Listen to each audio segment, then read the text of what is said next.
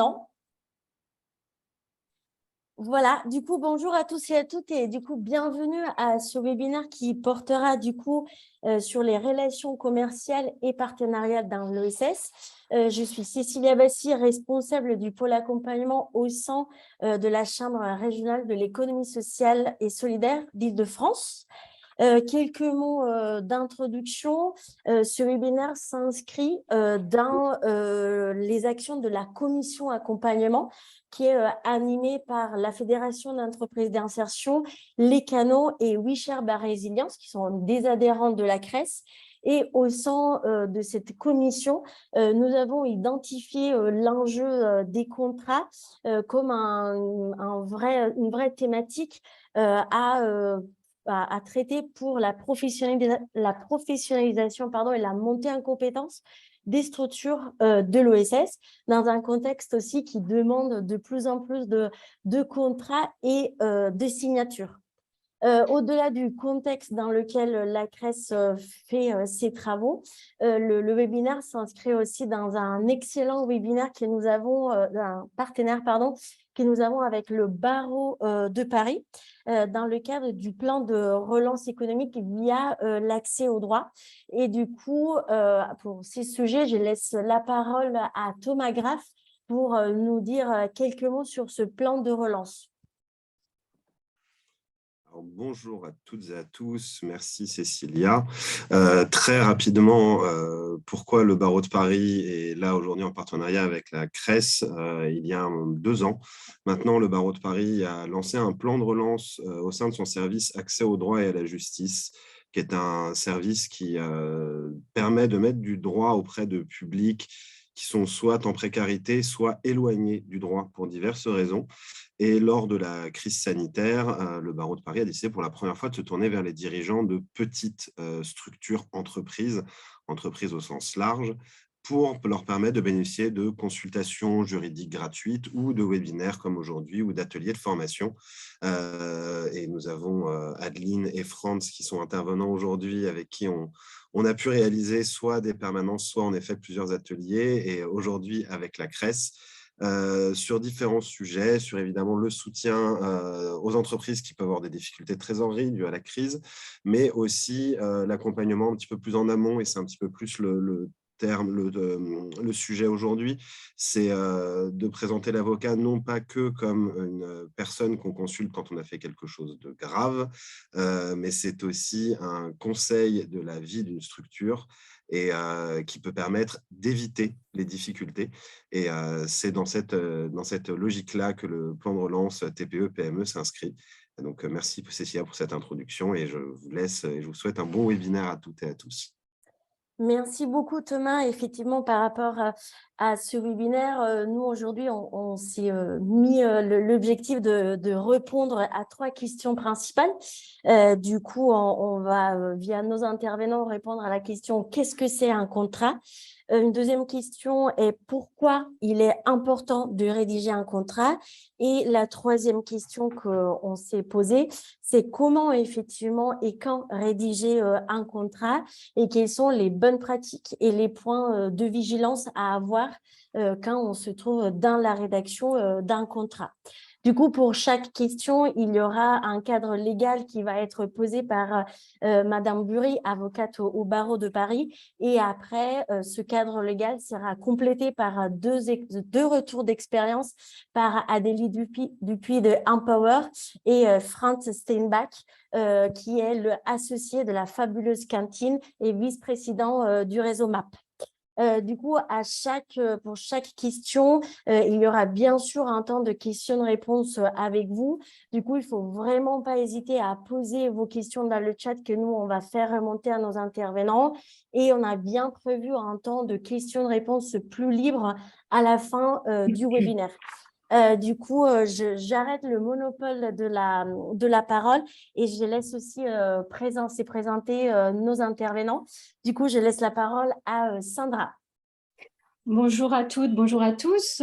Sandra Bury, donc je suis avocat au barreau de Paris depuis plus de 20 ans. Donc j'interviens essentiellement, mes domaines de compétences, c'est le droit commercial et le droit des affaires en général. Et je participe au plan de relance qui a été lancé par le barreau de Paris depuis le premier confinement et qui a été mis en place donc par le barreau. Donc, ça peut être des permanences, mais c'est aussi donc ce type de démarche, donc le webinaire que nous avons ensemble aujourd'hui. Alors, on a choisi de commencer par vous donner un exemple à tous. Donc, on va tous commencer par vous donner un exemple de notre ce qu'est le contrat dans le cadre de notre activité. Et moi, j'ai choisi un exemple qui m'est arrivé cette semaine dans le cadre de mon cabinet, où j'ai vu arriver donc une jeune société viticole créée en 2021, qui avait signé une lettre d'engagement en juillet 2021 sur l'achat de ses futurs stocks avec un institutionnel. Et donc, un an plus tard, ils viennent voir un avocat, les deux associés.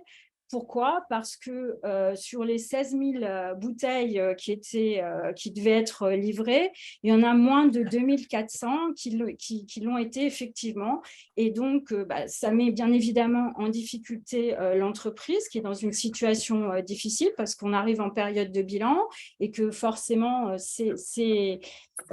fait d'avoir un engagement, quand ils viennent voir l'avocat, ils vous demandent est-ce que ce document est suffisant? Qu'est-ce que je peux faire?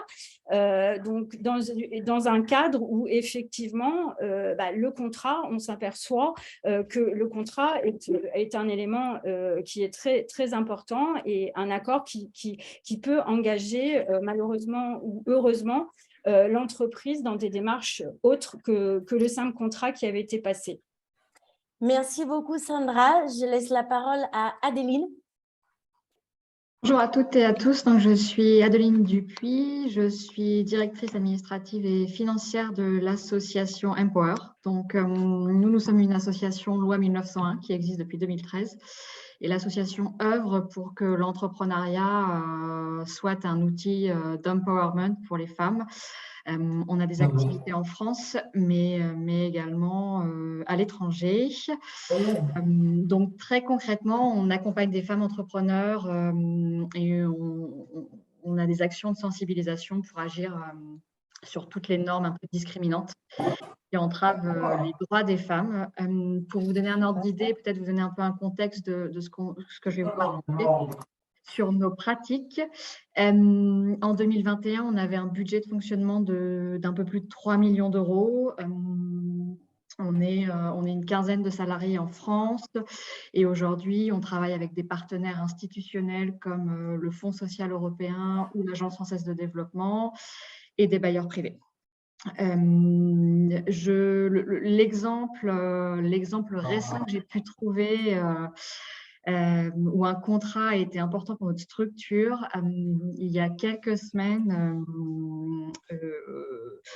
au sein d'une fondation d'entreprise d'un groupe du CAC 40, que je ne citerai pas, donc qui nous supporte financièrement depuis 5 ans. Il y a eu un départ de notre interlocutrice privilégiée pour un changement de carrière et donc un changement d'interlocuteur qui souhaitait remettre complètement en cause tout le partenariat qui avait pourtant été acté et formalisé via une convention de partenariat. Donc, clairement, à ce moment précis, on va dire la formalisation d'un contrat a été très bénéfique pour nous pour pouvoir un peu récupérer ce partenariat. Voilà. Et je laisse la parole à Franck. Merci beaucoup. Et Franck, avant de rentrer dans le dur du sujet. Bonjour à toutes et tous. J'espère que vous m'entendez bien. Je suis donc Franz Stenbach, je suis entrepreneur dans la culture. Avec mes associés, nous avons une société qui détient des participations et puis qui s'implique dans la gestion quotidienne d'un certain nombre de structures culturelles. Cela va de la création, la production à la diffusion de contenus culturels, donc de l'édition musicale sur le droit d'auteur par exemple, à des établissements culturels, voilà, en France, région parisienne, mais aussi région lyonnaise, rochelaise, bordelaise et puis également à Lisbonne. Et comment dirais-je? Et aujourd'hui, c'est vrai que l'idée, c'était de parler notamment de la fabuleuse cantine, qui est une activité de lutte contre le gaspillage alimentaire. Nous avons aujourd'hui 8 établissements, du coup, en France, qui proposent eh bien, une expérience bistronomique cuisinée à partir d'un vendu alimentaire. Et vous les retrouvez aussi en bocaux chez des réseaux de distribution comme Biocoop, etc. Alors, la relation au contrat en tant qu'entrepreneur, elle est forcément essentielle puisque c'est le socle des revenus déjà. Donc, à chaque fois que l'on tisse un contrat, il y a nécessairement une dimension quelque part partenariale qui va nécessairement se lier avec. Et en termes d'expérience, l'idée étant d'avoir une anecdote en quelque sorte, nous avions, pour vous dire que parfois les contrats, il faut aussi maîtriser un peu le contexte juridique et se faire accompagner et se faire conseiller. Nous avions un partenaire de longue date sur un événement qu'on organise aussi, des festivals notamment, et sur un festival, un partenaire de longue date qui nous finançait chaque année, qui, pour des raisons propres, a préféré nous orienter vers un système de mécénat un peu déguisé, étonnant, où il voulait nous envoyer quelques royalties, n'est-ce pas, en utilisant notre marque, mais dans un principe de rescrit fiscal. Alors, je sais pas, c'est un peu technique le rescrit fiscal, mais en gros, c'est l'assise du mécénat, c'est-à-dire qu'il y a une déduction d'impôt potentiellement pour le généreux donateur. Bon, bien évidemment, ça n'a pas été possible de le mettre en place, mais il y a quand même eu des tentatives et des échanges contractuels. Voilà, il a fallu se faire également conseiller pour lui prouver par A plus B qu'il était impossible de mettre sur pied un tel type de contrat. Merci beaucoup à nos intervenants. Du coup, les 3 anecdotes qu'on a demandé de présenter nous montrent bien que voilà, l'univers de contrats bouge rapidement et il y a plusieurs types de contrats qui peuvent exister. Et du coup, effectivement, il nous semblait tout à fait pertinent de commencer ce webinaire en reposant le cadre juridique avec une définition de qu'est-ce que c'est un contrat. Et du coup, je laisse donc la parole à Sandra pour revenir et nous présenter cette définition. Merci Cécilia. Le contrat, vous l'avez compris, c'est le contraire de partir à l'aventure, hein. C'est un accord par lequel une ou plusieurs personnes vont s'engager, alors on dit s'obliger en droit, à avoir des obligations envers une ou plusieurs autres. Alors, pour expliquer un peu, il existe trois grands types de contrats, hein, sans vous faire un cours parce que c'est absolument pas l'objectif du jour. Mais pour expliquer un peu le fonctionnement du contrat, qu'est-ce qu'un contrat? On connaît tous le contrat qui se formalise en contrat de donner quelque chose. Donc, c'est par exemple, tout à l'heure, je vous disais le contrat de vente de vin, hein, l'achat de vin, l'obligation de fournir les bouteilles et puis d'un autre côté, l'obligation de payer le prix. Ça, c'est un premier type de contrat, hein, l'obligation de donner. Une deuxième type de contrat, c'est l'obligation de faire, où là, c'est l'artisan qui va réparer votre toiture. Donc, il s'engage et vous vous engagez à régler cette toiture. Et puis, ça peut être aussi, troisième type de contrat, l'obligation de ne pas faire. L'obligation de ne pas faire, on peut se dire, tiens, c'est curieux. Oui, c'est notamment l'obligation de ce qu'on appelle la clause de non-concurrence, de ne pas s'installer à côté de votre preneur dans le cadre d'une cession de fonds de commerce. Par exemple, je vends mon commerce, je m'engage dans le contrat de vente de fonds de commerce à ne pas m'installer dans un certain périmètre ou en tout cas pendant un certain temps. Donc ça, c'est le troisième type de contrat, le contrat de ne pas faire. Donc, quand on signe un contrat, contrairement aux faits juridiques, le contrat, c'est un acte juridique. Donc, ça fait force de loi, bien évidemment, à ceux qui vont le signer. Il y a un accord des volontés automatiquement entre celui qui propose le contrat et celui qui va l'accepter. Donc, c'est un document qui va permettre de constater les engagements. Alors, le contrat, il est défini par le Code civil. Vous avez les articles articles 1101 à 1231 du Code civil sur cela. Donc ça, je vais pas m'amuser à vous les lire, mais parce que le contrat, en fait, il peut porter différents noms. Hein. Ça peut être une entente, ça peut être une convention, ça peut être un accord, ça peut être la lettre d'intention dont je vous parlais en introduction, où par exemple, on a signé un papier, on ne sait pas trop ce que c'est, on ne sait pas si vraiment ça engage, mais en tout cas, c'est nommé différemment qu'un contrat. Donc, qu'est-ce qu'on peut en faire? Donc, je laisse la parole à mes interlocuteurs pour les exemples. Merci beaucoup, Sandra. Effectivement, Adeline, on te laisse nous raconter, effectivement, vous, au sein de Empower, qu'est-ce que représente pour vous signer un contrat et comment vous menez, en fait, vos démarches contractuelles. Oui, tout à fait. Peut-être ce qui est important de préciser, c'est qu'on a une forte culture de l'écrit chez Empower et on l'a eu depuis la création de la structure. Donc, ça a toujours été pour nous un investissement en termes de temps et aussi de moyens. Je vais en parler un petit peu plus tard, pour rédiger, pour relire, pour mener tous les allers-retours avec les différents partenaires quand on signe un contrat. Chez nous, un contrat, il est écrit, comme je viens de vous dire, il est signé, même électroniquement, par toutes les parties, et il est archivé, documenté en cas d'audit pour le bon suivi de nos relations. On signe systématiquement un contrat dans les cas suivants, donc pour les contrats de travail. Évidemment, pour toutes nos conventions de financement, que ce soit du mécénat privé, des subventions publiques. Également pour les conventions de mécénat de compétences. Alors, il n'y a pas de flux financier quand on parle de mécénat de compétences, mais néanmoins, voilà, on l'encadre via un accord écrit pour bien cadrer ce qui sera inclus dans le mécénat de compétences. On signe également systématiquement des contrats quand on parle de locaux, d'espaces, donc en général des contrats de bail ou de mise à disposition d'espace, avec tous nos fournisseurs, que ce soit des formateurs, des graphistes, des consultants. On signera un contrat de prestation de service. Et je voulais le préciser aussi, il y aura peut-être des questions. On travaille de plus en plus avec d'autres acteurs du monde associatif et de l'économie sociale et solidaire, dans des consortiums et dans ces cas de figure également. On signe toujours une convention de partenariat ou ce qui est souvent appelé en anglais, alors Sandra, je ne sais pas si c'est une valeur, mais un MOU, donc un Memorandum of Understanding, donc voilà, pour aussi mettre à plat des aspects très, très opérationnels. Ça, c'est un peu une nouvelle pratique chez nous. Aussi, je voulais le préciser, je ne sais pas s'il y aura des questions sur ce sujet.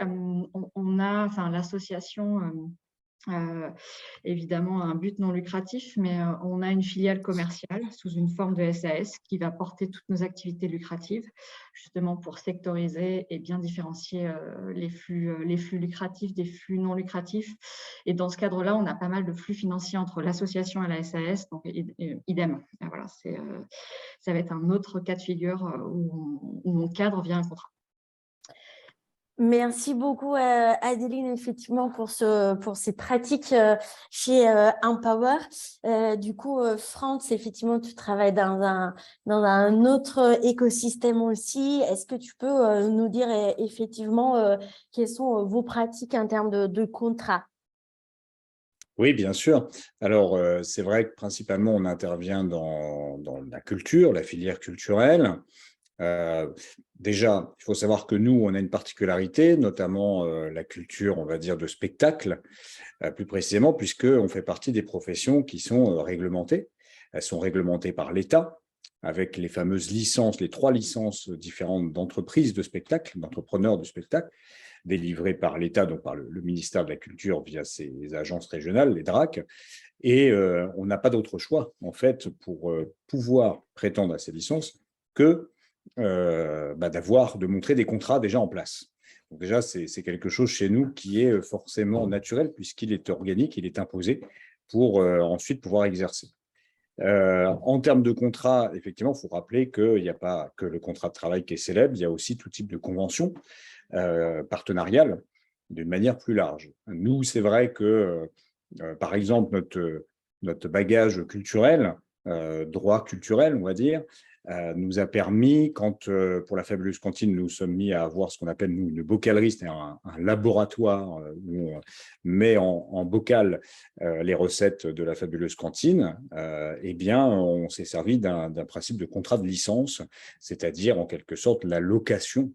On est locataire d'un concept qui est détenu par la société mère de la lutte contre le gaspillage, les recettes, etc. C'est le principe, c'est comme quand vous faites un enregistrement, que ce soit un tournage, un enregistrement sonore, eh bien vous avez le producteur, c'est le propriétaire de ce qu'on appelle le master de cet enregistrement, et les licenciés, ce sont les personnes par un contrat de licence qui vont le louer pour une durée assez courte pour l'exploiter, tout simplement. Donc voilà, je dirais que peut-être deux choses à rappeler, c'est que déjà, si vous ne signez pas de contrat, de toute façon, s'il y a un échange de flux financiers ou une habitude de travail commune, c'est considéré comme un contrat. Donc, dans ce cas, je préconise quand même plutôt d'abord signer un contrat pour savoir ce qu'on met dedans. Ça peut éviter certaines surprises, et puis pour bien comprendre son périmètre. Et puis, rappeler aussi une chose, c'est que la clause abusive, elle est parfois en toute honnêteté et de toute bonne foi. Rappelez juste qu'aucun contrat n'est au-dessus des lois. Voilà, il ne peut pas être un cadre supplémentaire et en aucun cas il n'est supérieur à la législation qui encadre déjà beaucoup de choses. Donc en fait, on pourrait presque parler qu'il existe de base un contrat de fait et on va y mettre un contrat de droit et on va ensuite le rédiger pour que tout soit clair pour les parties. Merci beaucoup, Franz, et merci beaucoup pour cette première réponse à cette question. Effectivement, je vois qu'il y a déjà pas mal de questions. Du coup, effectivement, avant de rentrer sur la question de pourquoi il est important de rédiger un contrat, je laisse peut-être la parole à Irène Chanson de la CRES Île-de-France pour poser les différentes questions. J'invite vraiment à couper vos micros, s'il vous plaît, pour éviter des bruits derrière. Irène, je te laisse la parole pour les questions. Merci Cécilia. Donc, j'essaye de résumer un peu et de mettre dans une même boîte les questions un peu similaires. Donc, déjà, je vais commencer peut-être sur les questions de définition. Il y avait un peu la question de qu'est-ce qu'un contrat? Est-ce qu'un accord sur un devis est un contrat? Pardon.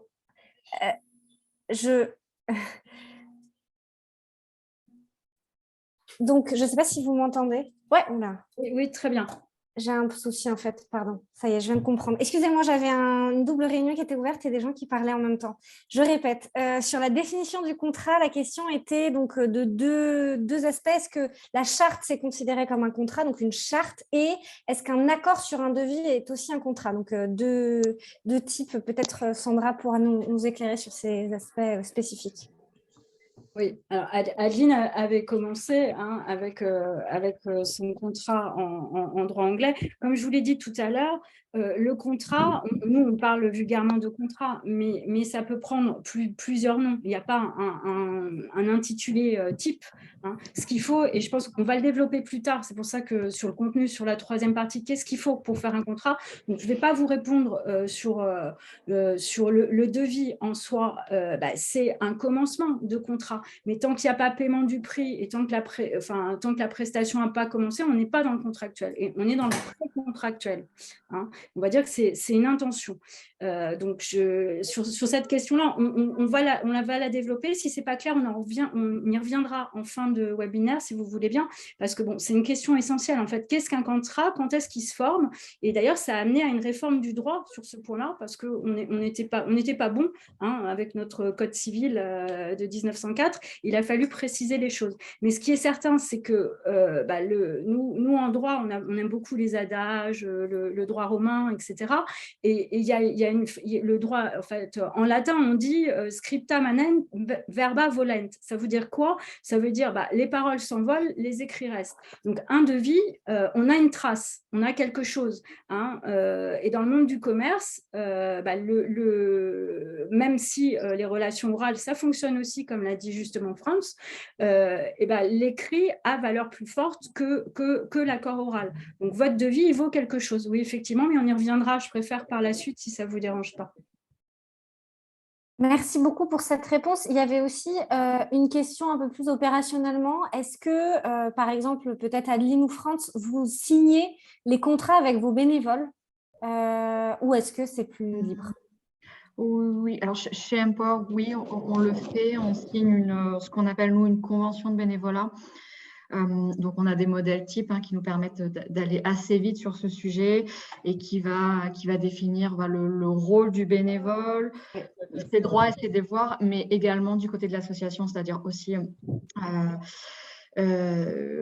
permettre, donner un cadre de bénévolat qui soit sain, qui permette à la personne aussi de trouver ce qu'elle vient chercher dans un bénévolat. On nomme un référent aussi, donc c'est un contrat qui est 2 à 3 pages, c'est assez important. Je me permets du coup, parce que là, encore une fois, en droit du travail, le contrat, il n'est pas forcément écrit. Il est écrit que quand on est en CDD. Là, vous avez une obligation, si vous n'avez pas de contrat écrit, on est en contrat durée indéterminée. Mais dans le cadre du bénévolat, c'est très important. Alors, je vais être la méchante, mais parce que si on n'a pas de contrat, s'il n'est pas spécifié que c'est du bénévolat, ça s'appelle du travail dissimulé et c'est du pénal, et c'est très grave. Donc, voilà, d'où l'importance de l'écrit, encore une fois. Mais merci pour ces réactions. Effectivement, c'est une protection en fait aussi. Au même titre que sur la question bénévole, il y avait un peu la question similaire sur les partenaires. Finalement, est-ce que c'est ça peut être parfois informel ou écrit. Voilà, ça, je pense que peut-être France, je ne sais pas si vous voulez réagir sur les contrats avec les partenaires, si vous les écrivez systématiquement ou non. Ah oui, il faut absolument faire une convention de partenariat parce que l'idée, c'est de savoir quelle est la réciprocité de ce partenariat. En fait, en quoi s'engage le partenaire et en quoi nous, en contrepartie, on s'engage aussi. Parce que c'est ça un partenariat, en fait. Il peut d'ailleurs y avoir un échange de facturation, comme cela s'appelle, un principe de compensation de facture qui peut être émis. Notamment certains groupes publics comme Radio France, France Télévisions aiment généraliser ce principe en plus de la convention. Voilà, mais absolument, ça c'est de toute façon, à mon sens, je ne vois pas comment on peut faire autrement parce qu'au risque de se mésentendre sur le contenu même de ce partenariat. Donc il faut au contraire bien lister ce que vous amène le partenaire et ce que vous lui amenez en échange. C'est indispensable. Irène, peut-être on va prendre encore une ou deux questions, mais voilà, si on n'arrive pas à y répondre pendant le webinaire, il y aura vraiment effectivement ce temps à la fin du webinaire. Du coup, Irène, peut-être encore une ou deux questions à poser. Ouais, alors du coup, il y avait un peu, je note les deux autres questions que je n'ai pas posées, mais il y en a une que je trouvais aussi intéressante, c'était la question du cadre un peu ESS, économie sociale et solidaire. Est-ce que dans le cadre de l'économie sociale et solidaire, le contrat moral n'existe pas ou plus? Je ne sais pas si… Après, c'est peut-être une question assez ouverte aussi, un peu philosophique peut-être, mais je ne sais pas si quelqu'un souhaite réagir, Sandra, Adeline ou France, sur cette question. Là, on est plus sur de la pratique. Donc, moi, le contrat moral, il existe, je vous le développerai après. Mais dans l'économie sociale et solidaire, Adeline et France sont plus à même, je pense, que moi, de vous répondre.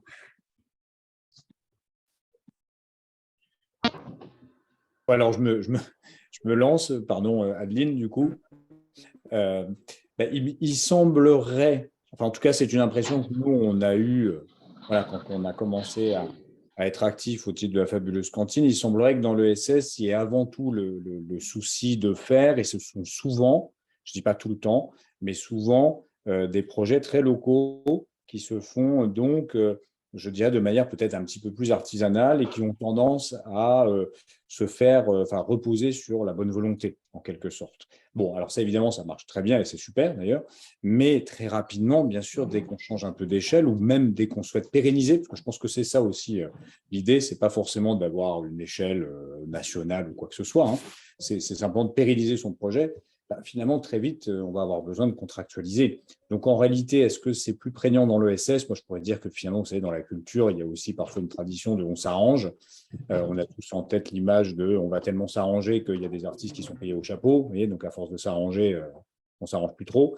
Donc, bon, attention aussi peut-être à ce cliché, mais il est vrai qu'en tout cas, pense, la culture et plus largement l'ESS, d'ailleurs, qui peut être tout à fait culturel ou pas du tout, ont peut-être ce côté initialement assez artisanal, local, qui fait que c'est basé sur soit le temps libre, soit la bonne volonté, souvent un peu des deux. Et peut-être qu'on a cette idée au début, en tout cas, pas forcément signer de contrat parce qu'on va se débrouiller comme ça. Mais je pense que très, très rapidement, on est rattrapé par un contexte aussi, une activité qui est économique, résolument, sociale, et du coup, qui devient une activité juridique et administrative. Merci beaucoup. Je sais qu'Irène a bien noté les questions qu'on n'a pas pu poser maintenant. Je vous propose, je suis désolée de rappeler de couper les micros. Je suis vraiment désolée de ces petits rappels. Effectivement, la question de l'écrit, ça reste quelque chose de très important dans les pratiques. Du coup, effectivement, je vous propose d'aborder cette deuxième problématique. Pourquoi il est important de rédiger un contrat et voilà les questions auxquelles on n'a pas pu apporter une réponse, on pourra tout à fait les répondre en fin de webinaire. Du coup, je laisse la parole à Sandra pour démarrer la réponse à cette question. Alors, merci encore. Donc, pourquoi il est important de rédiger le contrat? Le droit des contrats, il y a 3 principes fondamentaux sur lesquels on a commencé un peu à avancer, mais qui garantissent justement la validité du contrat. Le premier principe, c'est la liberté contractuelle. Le second, la sécurité contractuelle. Et le dernier, c'est le devoir de loyauté, la morale qu'on envisageait un peu là dans votre dernière question. Donc, on va commencer avec le premier principe fondamental du droit des contrats, la liberté contractuelle. La liberté contractuelle, c'est tellement vague que le Code civil, il n'en donnait même pas de définition. Donc, on est, pendant de nombreuses années, il n'y avait aucune définition juridique de ce qu'était la liberté contractuelle. Mais heureusement, la jurisprudence, la doctrine nous ont permis d'avancer. Et surtout, le Conseil constitutionnel a fixé en 2000 et a même considéré que la liberté contractuelle, c'est un principe constitutionnel qui fait partie de notre bloc de constitutionnalité. Qui est lié à la Déclaration des droits de l'homme et à son article 4, que vous connaissez bien évidemment tous, sur la liberté, qui consiste à pouvoir faire tout ce qui n'est pas à autrui. Et la liberté contractuelle, c'est cela, ça découle de ce principe fondamental. Et du coup, en 2016, on a eu une grande réforme du droit des contrats qui n'avait jamais été faite et qui a, depuis 1904, et il y a un article qui est venu formaliser cette liberté contractuelle, qui est l'article 1102 du Code civil, qui explique que chacun est libre de contracter, de choisir son co-contractant, de déterminer les limites de son contrat. Et donc, on peut contracter, ne pas contracter, choisir la personne, alors dans le cadre d'un partenariat, effectivement, avec qui on va travailler, choisir quel est le contenu, quelle est la forme de ce partenariat. Donc, tout cela, c'est formalisé maintenant dans cet article du Code civil qui prévoit quand même une limite à cette liberté. La limite, Franz nous l'a énoncé tout à l'heure, elle est simple, le contenu, la forme, peu importe, mais en tout cas, il y a une limite qui est qu'on ne peut pas aller contre l'ordre public, bien évidemment. On doit respecter la loi. Alors, en pratique, il y a des limites qui existent de fait. Par exemple, c'est d'ailleurs Franz aussi qui nous l'a dit tout à l'heure, quand on est une personne, quand on est une société, quand on est une personne morale, on a obligatoirement un compte bancaire parce que l'administration fiscale vous demande d'avoir un compte bancaire pour votre activité. Donc ça, c'est une limite à la liberté contractuelle où là, on est obligé effectivement on n'est plus totalement libre de ses faits et gestes. Pour certaines prestations, on va aussi avoir des limites. par exemple, on n'a qu'un seul co-contractant. On peut travailler qu'avec cette société. Alors, je vais vous donner un exemple qu'on aime bien. Par exemple, en matière de voies ferrées, il n'y a que la SNCF avec qui vous n'allez pas trop avoir le choix, avec qui vous souhaitez contracter. Donc, c'est vrai pour toutes les entreprises qui détiennent des monopoles ou qui détiennent une position dominante sur le marché. Alors, pour vous donner un exemple concret que nous, on a eu au cabinet, moi, j'ai eu un entrepreneur individuel qui travaillait avec un opérateur de téléphonie mobile bien connu que je ne citerai pas. Donc, il avait sa boutique et il faisait, c'était l'époque, vous savez, les boutiques de téléphonie faisaient aussi de la photo, faisaient des DVD, faisaient pas que de la téléphonie. Et cet entrepreneur, il s'était organisé, il avait investi pour avoir le matériel de développement photo, pour avoir ce qu'il faut pour les DVD, etc., etc. Et figurez-vous qu'il n'avait pas de contrat avec l'opérateur de téléphonie mobile, il n'y avait pas d'écrit. Donc tout ça, c'était ce qu'on appelle, nous, dans notre jargon, des relations d'affaires. Donc il y avait des relations d'affaires entre lui et cet opérateur, mais qui représentait 98% de son activité. Donc tout va bien, je dirais, pas de souci, donc ça fonctionne. Et puis un jour, l'opérateur lui dit, écoutez, moi, les photos, tout ça, c'est un peu, c'est plus dans l'air du temps, ça rapporte pas assez, donc toute cette branche d'activité, ça ne nous intéresse plus. Voilà, il n'y a pas d'écrit, il n'y a rien. Et on vous dit du jour au lendemain, c'est fini, on n'est plus votre interlocuteur, il n'y a plus de contrat entre nous. Donc, et on met un terme au contrat de façon brutale. Donc, à l'époque où il a fallu intervenir, le droit n'était pas encore bien en place sur ces questions-là et sur les conditions de résiliation.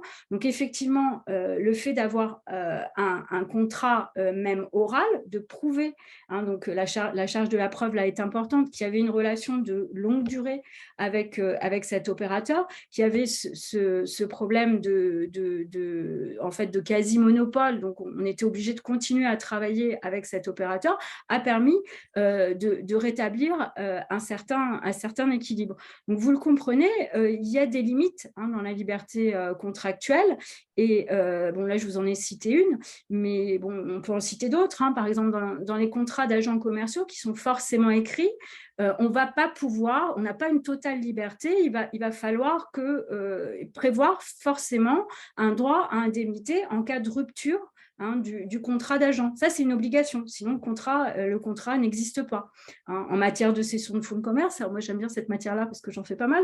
Mais donc là, on ne va pas pouvoir faire n'importe quoi. Par exemple, l'acquéreur, il a un délai pour procéder aux formalités et on peut pas, c'est un délai qui est fixé par la loi, on peut pas venir dire non, c'est pas 1 mois qu'il me faut, c'est 6 mois avant d'enregistrer l'acte, etc.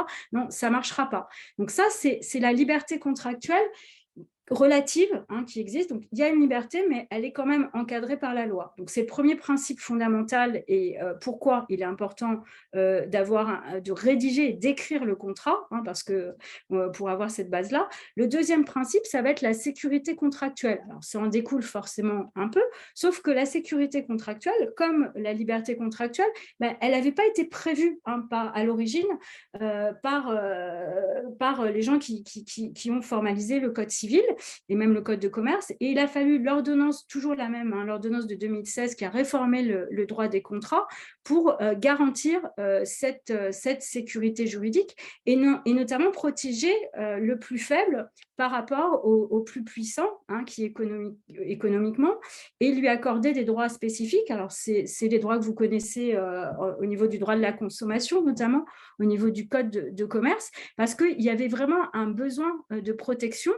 et le législateur, il a voulu introduire cette protection.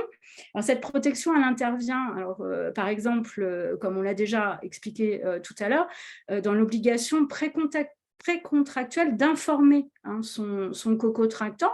Alors ça existait dans la jurisprudence, mais la loi en 2016, elle est venue ajouter un article, alors c'est l'article 1112 du Code civil, qui explique qu'il faut renforcer expressément ce devoir d'information dans la relation, avant même de signer un écrit, avant même d'avoir un accord même oral, il faut déjà qu'il y ait quand même une obligation précontractuelle d'information.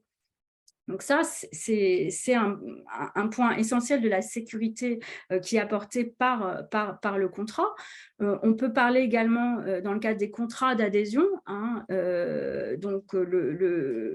que maintenant la loi prévoit depuis 2016, c'est l'article 1171, qu'on ne peut pas créer un déséquilibre significatif entre les droits et les obligations de chacun des co-contractants. Ça paraît évident quand on le lit, quand on le dit, mais en pratique, ce n'était pas forcément évident, puisque il y avait des soucis économiques et donc il était nécessaire de reconnaître cette sécurité juridique qu'on a maintenant avec le contrat, notamment avec les interlocuteurs qui abusent d'un état de dépendance et qui obtiennent de lui un engagement qui n'aurait pas lieu d'être s'il n'y avait pas cette contrainte économique.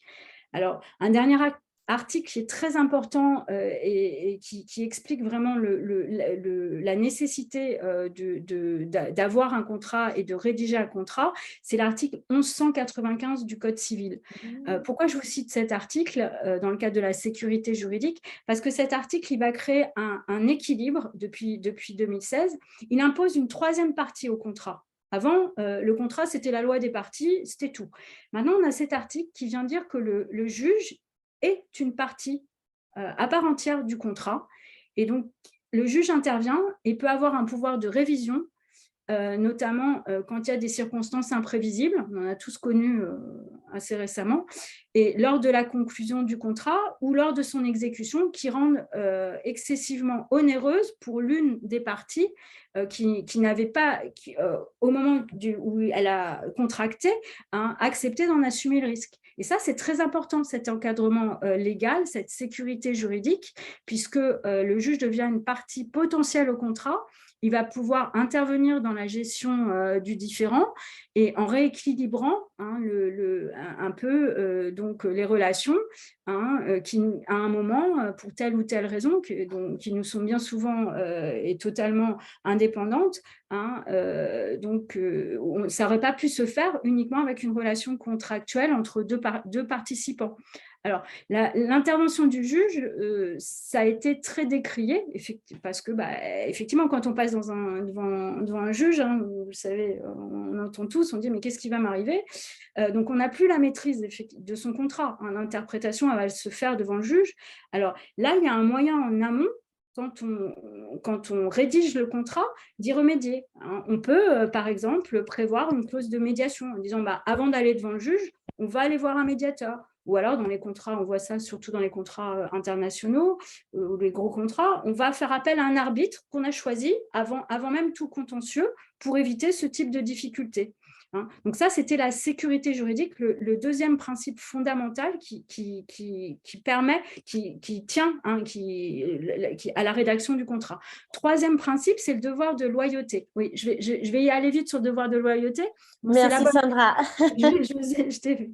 Donc la morale, donc tout ça, c'était dans l'air du temps, mais c'est devenu d'ordre public depuis la réforme de 2016, avec toujours pareil, le contrôle du juge. Alors même si c'est subjectif, chacun a sa morale, chacun, selon son histoire, sa sensibilité, va réagir différemment. Maintenant, les nouvelles dispositions du Code civil, elles permettent d'assurer l'équilibre avec ce devoir de bonne foi et de loyauté.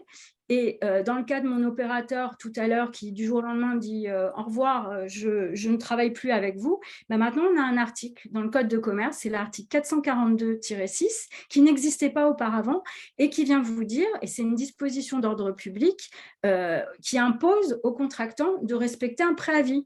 Hein. Alors, ça, c'est très important. Dans mon cas, si cet article avait existé, on ne serait peut-être pas allé jusqu'au juge, vous voyez.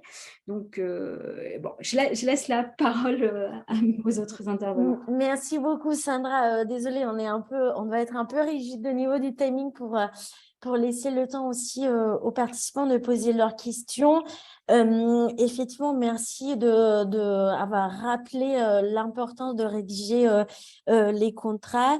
Du coup, je laisserai la parole à Adeline justement pour nous donner le retour d'expérience d'Empower sur l'importance effectivement de rédiger si régulièrement des contrats, tous les différents contrats que tu nous as cités tout à l'heure. Oui, tout à fait. Alors, pour compléter peut-être de manière plus pragmatique ce que vient de préciser Sandra, moi, j'ai pris trois raisons pour lesquelles il nous paraît important de rédiger un contrat. Tout d'abord, de manière en fait très, très opérationnelle, ça nous permet, nous, de lancer une nouvelle relation partenariale ou de renouveler une relation partenariale dans les meilleures conditions, parce qu'on va se poser en fait en rédigeant un contrat plusieurs questions. Quel va être le mode opératoire, quels vont être nos engagements, quels vont être les engagements du partenaire, quels vont être les livrables de chacun.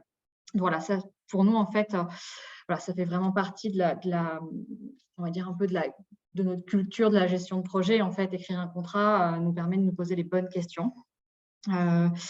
Ensuite, peut-être pour un peu rebondir sur les propos sur la sécurité économique, nous, les contrats, ça nous permet de sécuriser nos projets, nos actions, donc notre impact finalement, et puis ça permet de sécuriser notre structure en fait. Si je me mets au niveau un peu d'un projet, un contrat, ça permet de régler de potentiels blocages, de sortir de relations qui pourraient devenir un petit peu conflictuelles. Et donc, pouvoir continuer à mener nos projets sans gros accros avec un partenaire, quel qu'il soit. Au niveau de la structure, c'est clairement pour nous un outil de sécurisation économique. Je vais prendre par exemple l'exemple d'une convention, enfin en tout cas de l'envie d'un partenaire de travailler avec nous sur plusieurs années. À ce moment-là, on va directement se mettre d'accord pour rédiger et signer une convention pluriannuelle de financement. Donc, nous, ça nous permet de sécuriser les actions des années à venir. Ça nous permet de sécuriser des emplois, potentiellement de pouvoir pérenniser des contrats CDD en CDI, parce qu'on sait que derrière, on a l'engagement écrit d'un partenaire de nous soutenir sur les 2, 3, 4 années à venir. Donc, ça, c'est un exemple très concret. Dans des situations un peu moins agréables qu'on a pu connaître dernièrement, en cas de problème de trésorerie, peu importe les raisons, la culture du contrat et de l'engagement écrit nous permet d'aller voir nos établissements bancaires et de leur demander des lignes de caisse, des lignes de trésorerie, voilà, en leur montrant qu'effectivement, on a tel ou tel engagement de X partenaires de nous verser dans les prochains mois, prochaines années, certains financements. Ça, c'est plutôt pour l'aspect, on va dire, économique. Et puis, sur un aspect, je dirais, un peu plus de développement et de croissance de nos activités et de nos projets, on a quand même constaté que cette culture, encore une fois, du cadrage juridique nous permet de prouver notre sérieux auprès de partenaires institutionnels. Donc, j'ai mentionné un peu plus tôt, par exemple, le Fonds social européen ou l'Agence française de développement. Voilà, ça peut paraître un petit peu lointain quand on démarre un projet associatif, mais c'est vrai que cette culture du cadrage juridique nous a permis en fait de faire grandir la structure. Et par ailleurs, ça nous permet aussi maintenant qu'on a ces obligations de se conformer aux audits de commissaires aux comptes, parce qu'on a beaucoup de subventions publiques, de se conformer aux audits de projet. Donc voilà, on trouve que c'est aussi un outil en fait de croissance, de construire cette culture du contrat. Merci beaucoup, Adeline. Et du coup, pour finir notre tour aussi, Franz, tu l'as mentionné un petit peu, tu nous as fait un petit spoiler tout à l'heure, effectivement, d'un ton d'introduction, justement pour un contrat permet de bien connaître le périmètre de chacun. Est-ce que voilà, tu peux nous dire aussi un peu plus sur vos pratiques, sur l'importance de rédiger un contrat dans tes différentes missions? Oui, bien sûr. Alors, sans faire de redite, mais effectivement, je pense qu'il est Non, non. important aujourd'hui d'appuyer sur ce point, c'est-à-dire qu'un contrat, en tout cas nous, à nos niveaux, ça nous permet de connaître le périmètre de chacun, on l'a dit, de connaître en gros mes droits, mes devoirs, et ça c'est valable de chaque côté. Et puis le droit, c'est aussi quelque chose qui est opposable. C'est-à-dire que voilà, s'il y a un conflit, notamment, ou même avant un conflit, ça permet peut-être de le désamorcer, d'ailleurs très souvent, parce qu'on s'en réfère. Voilà, c'est cette notion de référentiel, c'est écrit, c'est pas une conversation qu'on a eue il y a 6 mois ou il y a 6 ans d'ailleurs, c'est quelque chose que je peux opposer, même si c'est dans un principe, je dirais, bienveillant, qui n'est pas nécessairement voilà, d'être hostile à la personne. Puis il ne faut pas oublier que les contrats en place, eh bien, ça peut aussi être objet de valorisation de nos actifs, d'un point de vue plus comptable. C'est une création de valeur patrimoniale, puisque quand on est titulaire de certains types de droits, alors bien sûr, bon, dans la culture, dans la musique, par exemple, quand on travaille sur le droit d'auteur, c'est valable 70 ans, jusqu'à 70 ans après la mort de l'auteur. Donc ça fait une très très longue durée. Donc évidemment que quand on a une partie de ces droits qui ont été cédés, par exemple, dont on est titulaire, eh bien c'est une valeur qui est monétisable, puisqu'on peut s'imaginer qu'il y a des revenus comme ça pendant des dizaines et des dizaines d'années. Pareil, quand on est propriétaire d'un enregistrement, d'un master, que ce soit d'un film, d'une chanson, de ce que vous voulez, eh bien, c'est 50 ans après la date de l'enregistrement qu'on peut en tirer des revenus. Donc, c'est pareil, ça a une valeur, ça. Donc, ça, c'est très important. Et puis, je voulais rappeler peut-être une dernière chose, si j'ai le temps, mais qui est un fonctionnement qui, du coup, est beaucoup plus transparent, et transparent pour soi-même également. C'est-à-dire que moi, j'ai l'impression bon, c'est vraiment une impression, mais quand on est un peu rétif à l'idée de contractualiser et donc de formaliser par écrit des accords, c'est un petit peu quand on redoute de faire sa comptabilité ou d'ouvrir son appli de compte en banque, parce que, en fait, si on se met vraiment à faire les comptes, on va s'inquiéter encore plus. Alors qu'en réalité, on sait très bien que c'est typiquement ce genre d'attitude qui mène dans le mur, quoi, en fait. Donc, il vaut mieux au contraire. Bon, l'image est peut-être légèrement exagérée, mais selon moi, il vaut mieux quand même être confronté tout de suite à la potentialité que va offrir ce contrat, plutôt que de subir un non-contrat, en quelque sorte, et de se retrouver obligé peut-être de cesser, du coup, une coopération en cours, quoi, ou un conventionnement. Voilà ce que je voulais ajouter, Cécilia. Merci beaucoup à vous trois. Un peu comme tout à l'heure, je laisse la parole à Irène parce que j'ai vu qu'il y avait quelques questions dans le chat avant de passer à la troisième question du webinaire. Merci Cécilia. D'abord, je voulais reposer donc les questions que j'avais un peu mis de côté, désolée. C'était en fait sur le contenu du contrat finalement. Est-ce que dans un contrat, il faut un peu indiquer entre guillemets ce qu'il faut faire et ce qu'il ne faut pas faire, ce que ça inclut et ce que ça n'inclut pas? Est-ce que vous conseillez peut-être vraiment de bien reposer ce que ça n'inclut pas aussi et pas seulement ce que ça inclut? Voilà, peut-être Sandra Je me permets juste, ça anticipe un peu notre troisième partie. Ouais. On la tient peut-être on la garde au chaud pour la fin. Ouais, exactement. On la garde au chaud. Comme le devis.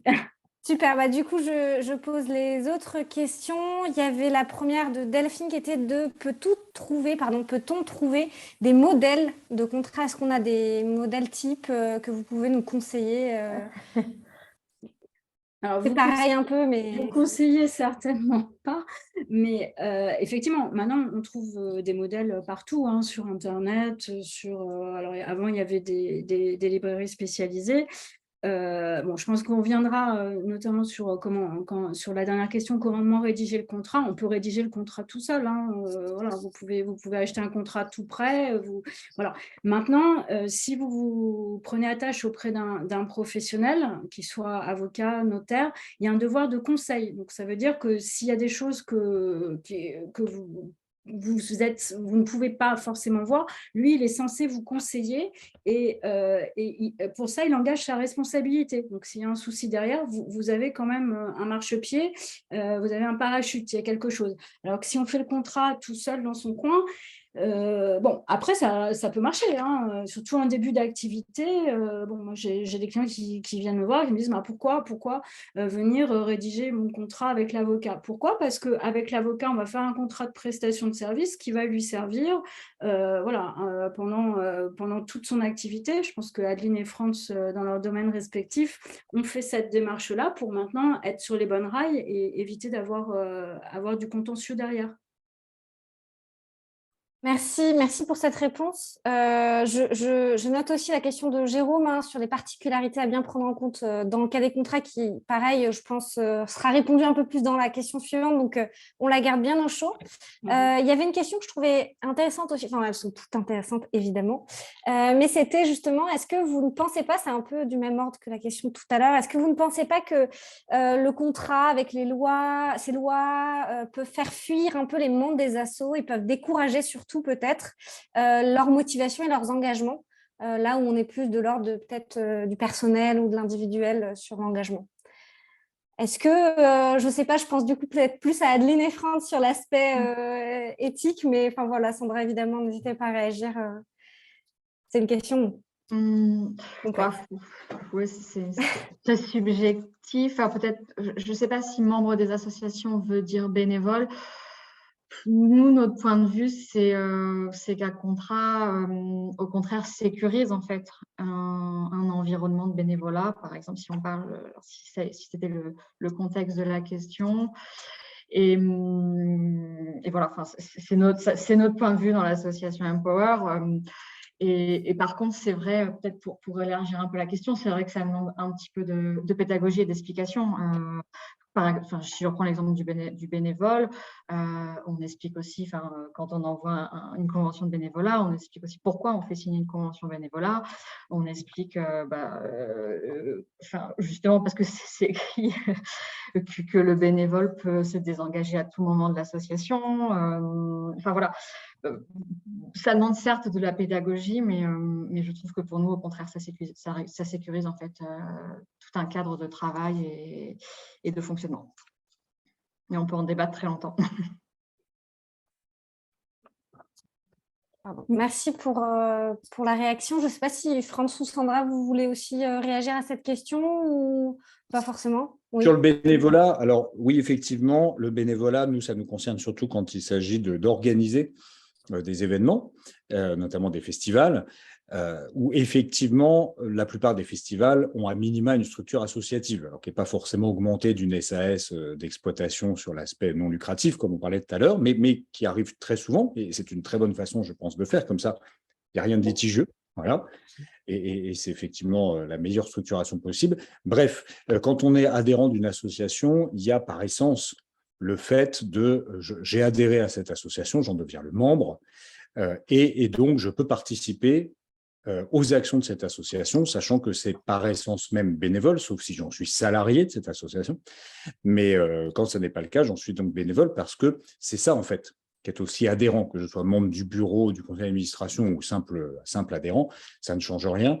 Et donc, il y a beaucoup ce principe-là, effectivement, dans la culture, où les bénévoles sont en réalité des adhérents de l'association qui sont sollicités dans le cadre des événements qui sont organisés par l'association en question, de laquelle ils sont adhérents. Voilà. Je ne sais pas si c'est clair, mais après, j'insiste aussi sur une chose, c'est effectivement le conventionnement, malgré tout, du bénévolat. De toute façon, ça évite potentiellement que si jamais vous avez un contrôle URSSAF, eh bien, vous soyez requalifié, ou plutôt qu'il requalifie tous vos bénévoles en CDI, ce qui serait quand même un peu fâcheux, généralement, à commencer économiquement. Donc, moi, je pense que, je reprends cette idée, il faut se confronter au contrat, c'est-à-dire il n'y a aucune raison de ne pas contractualiser. C'est super beau dans le geste de se dire je ne fais pas de contrat parce que moi je marche sur la confiance, etc. Malheureusement, la boussole de confiance, elle est très personnelle en fait, et elle est très relative du coup, et perfectible aussi. Donc, il me semble que le recours au contrat ne doit absolument pas faire peur. Au contraire, il est là pour rassurer. Enfin, moi, je trouve que quand il y a un contrat, c'est rassurant. C'est tout le contraire de l'inquiétude de « oh là là, va falloir faire du droit ». Enfin, au contraire, on sera d'autant plus simple entre nous et à l'aise que si jamais on a une question, déjà, on va lire le contrat de nouveau. Parce qu'on peut l'oublier, le contrat, c'est pas grave, hein, mais il est écrit. Toujours cette notion de référentiel. Enfin, pour moi, c'est vraiment essentiel. Voilà, et puis ça évite d'être isolé, quoi. Merci pour cette réaction. J'en profite pour du coup citer, désolée, après il y aura un temps ouvert, hein, vous pourrez aussi réagir, mais Flora nous disait, donc je me permets de vous appeler par vos prénoms, dans le commentaire que effectivement il lui était arrivé de ne pas avoir signé de contrat avec des partenaires parce que justement par peur qu'il y ait un refus ou enfin, voilà, que le contrat leur fasse peur et les forces entre guillemets, qui soient un peu plus investis que peut-être que ce qu'ils pensaient. Du coup, c'est intéressant de voir que voilà, on a tous une vision aussi différente et voilà. Et puis après, sur les autres… Pardon, oui, je réagis, Irène, pardon, hein, sur ce point. Alors, c'est vrai que quand on ne se sent pas tout à fait légitime pour proposer un contrat, c'est vrai qu'il peut y avoir ce sentiment de dire, en fait, je vais les embêter, quoi. Et donc, du coup, ils voulaient que ce soit un truc simple, et puis moi, je vais mettre de la complexité dans l'histoire, et finalement, ils ne vont plus vouloir le faire. Alors, moi, j'ai tendance quand même à considérer que quelqu'un qui s'inquiète d'une contractualisation, c'est un peu étrange. Enfin, je suis désolé, hein, je suis peut-être un petit peu obtus sur ce sujet, mais il faut aussi se questionner du coup sur la validité de ce contrat et surtout sur sa pérennité, que cela ne va pas entraîner mécaniquement s'il n'y a pas de contrat écrit, quoi. Voilà. Après, j'entends bien ce point et c'est vrai que ça, c'est… Voilà, ce serait peut-être plus à l'autre de le proposer spontanément. Et donc, on doit se dire pourquoi il ne me le propose pas. Voilà, ça doit nous questionner un peu sur le moment. Après, est-ce qu'on s'arrête à ça? Voilà, est-ce qu'on casse un contrat qui n'existe pas, mais en tout cas qui est moral, parce qu'on n'a pas signé quelque chose qu'on n'ose pas le proposer? C'est ça, peut-être un peu presque le libre arbitre, sans rentrer dans les dimensions philosophiques, mais enfin, le libre arbitre de l'entrepreneur dans sa relation contractuelle, ça peut être celle-ci. Enfin, il faut, je pense, dès que c'est quelque chose d'un petit peu sérieux, solide, il faut quand même l'évoquer, à minima, dire est-ce qu'on ne peut pas… Un échange de mails est déjà une première ébauche d'un mémo deal ou de quelque chose qui pourra devenir un contrat. Et un contrat ne fait pas forcément 12 pages ou 75 d'ailleurs. Peut être très, très simple et tenir en 2 pages où on donne l'état d'esprit et le cadre, quoi, c'est tout. Mais du coup, ça rebondit exactement sur la question d'Angélique, qui est en lien évidemment, mais c'était un peu… quels sont les tips, quels sont les bons conseils pour convaincre, entre guillemets, un partenaire qui est frileux un peu à signer un contrat? Bon, après, c'est… Je me permets juste de prendre la parole, peut-être vu qu'effectivement, je pense qu'elles vont être traitées dans la dernière question. Je ne sais pas qu'est-ce que nos intervenants en pensent. Du coup, peut-être on peut aborder effectivement cette dernière question de comment rédiger un contrat, quels sont les bons conseils, les points de vigilance à avoir. Et comme ça, après, on peut avoir un bon temps d'échange libre sur ces questions-là, si ça va à tout le monde. Excuse-moi, Cécilia, j'ai peut-être mal exprimé la question. La question, c'était plutôt justement comment convaincre un partenaire qui ne souhaite pas forcément… Enfin, on sent frileux à l'idée de signer un contrat, de quelques conseils pour donner envie à un partenaire de signer un contrat. C'est plutôt ça, je pense. J'essaye de donner l'essence de la question, Angélique, mais voilà. Je ne sais pas si ça vous parle. Oui, mais si on s'engage dans une relation contractuelle, moi, c'est comme ça que je le ferai passer, que j'essaie de le faire passer, parce que cette question, elle se pose, hein, effectivement, moi, je l'ai eue par certains clients. Donc, c'est d'expliquer qu'on est sur une relation de durée. Hein, on a besoin, on s'engage sur la durée. Alors, c'est facile quand il y a des investissements à faire ou parce qu'on en a besoin pour la banque, pour un plan de financement, ce genre de choses. Mais effectivement, il y a certains interlocuteurs qui vous disent, on travaille, on commence à travailler, la relation contractuelle prend effet. C'était l'exemple de mon entrepreneur qui avait pignon sur rue. Et puis, le temps passant, il a sa relation contractuelle, il n'y a pas de contrat. Alors que le contrat, il existait de fait. On a dû tout reprendre, effectivement, les échanges de mails, la facturation, enfin, toutes ces démarches-là pour recréer le contrat. Donc, le contrat, il est là. Donc, autant tout de suite partir sur de bonnes bases. Alors, c'est peut-être effectivement un investissement. Peut-être qu'on ne sera pas d'accord sur toutes les clauses du contrat, mais au moins, on part sur de bonnes bases et puis, ça évite les surprises à l'arrivée. hein. C'est peut-être comme ça qu'on peut arriver à persuader son interlocuteur.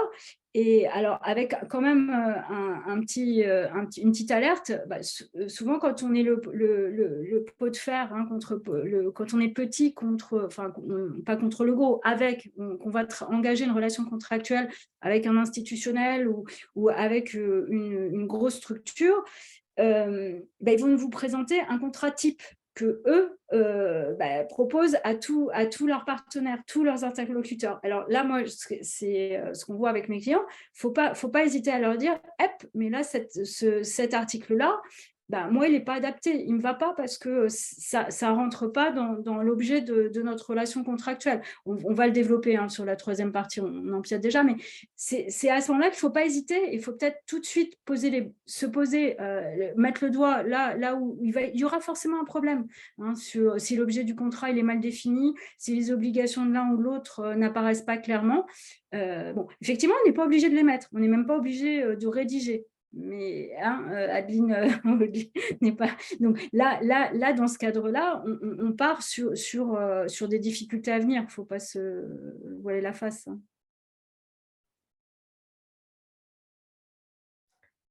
Je pense, merci pour ces réponses. Je voulais juste dire, je note bien toutes les questions de tout le monde et on posera la suite effectivement sur, je pense, Cécilia, c'était...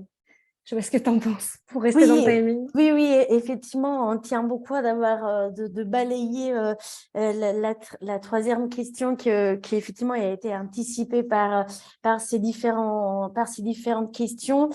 Du coup, effectivement, pour garder ce temps, je vous propose qu'on aborde notre dernière question et après, on passerait aux échanges libres avec, bien sûr, les questions notées par Irène. Du coup, effectivement, là, on rentre peut-être plus dans le pratico-pratique. Et la dernière question qu'on voulait traiter sur ce webinaire, c'est effectivement comment on peut rédiger un contrat, quelles sont les bonnes pratiques à avoir et les points de vigilance surtout à avoir en tête. Du coup, comme on l'a fait précédemment, je laisse Sandra nous expliquer un peu le contexte légal. Alors, ça va être très restreint, hein, je vous rassure, Cécilia. Donc, on est sur les caractéristiques principales du contrat, là.